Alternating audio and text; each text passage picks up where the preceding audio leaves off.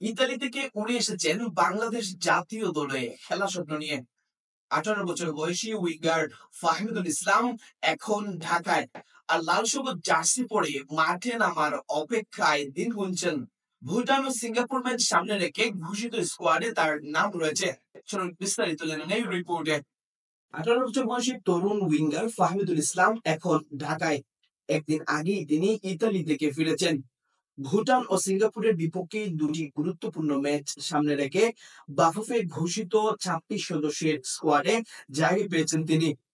Team hotel থেকে দেওয়া video বার্তায় তিনি বলেন, এখানে এসে খুবই ভালো লাগছে। লাল সবুজ জার্সি পরে দেশের জন্য কিছু করতে অধীর আগ্রহে অপেক্ষা করছি। তিনি আরো বলেন, সমর্থকদের এমন ভালোবাসা পেয়ে আমি সত্যি কৃতজ্ঞ। এখন খেলার জন্য মুখিয়ে আছি। বাংলাদেশ 4 জন ঢাকায় ভুটানের বিপক্ষে একটি প্রস্তুতি ম্যাচ খেলবে, আর 10 জন জাতীয় স্টেডিয়ামে এশিয়ান কাপ বাছাইয়ে মুখোমুখি হবে সিঙ্গাপুরের। এই প্রস্তুতি ম্যাচ দিয়েই বাংলাদেশের জার্সি দিয়ে অভিষেক হতে পারে ফাহমিদুলের। ইতালির চতুর্থ স্তরের ক্লাব অলবিয়া ক্যালসিওতে খেলছেন তিনি। সিরি ডি এর জি গ্রুপে থাকা ক্লাবটি ছাড়াও তিনি আগেও খেলেছেন লিগুর্না ও লিভুরনুতে। জাতীয় দলের কোচ হ্যাভিয়ের কাবরেরা এই তরুণ ফুটবলার নিয়ে বেশ আশাবাদী।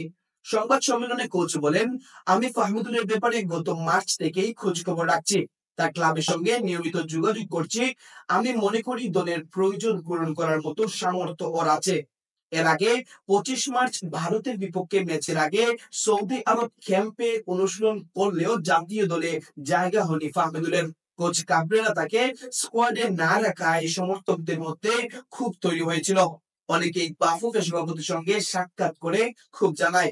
তবে এবার আর অপেক্ষা নয়, সবকিছু ঠিক থাকলে এবার মাঠে দেখা যাবে এই প্রতিভাবান তরুণকে। Looking to expand your business in the UK? UBM takes care of everything.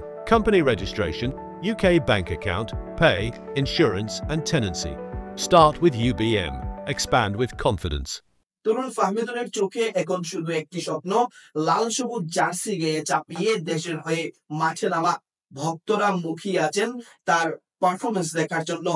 তবে দেখা যাক মাঠে সেই স্বপ্ন কতটা রং চড়ায়।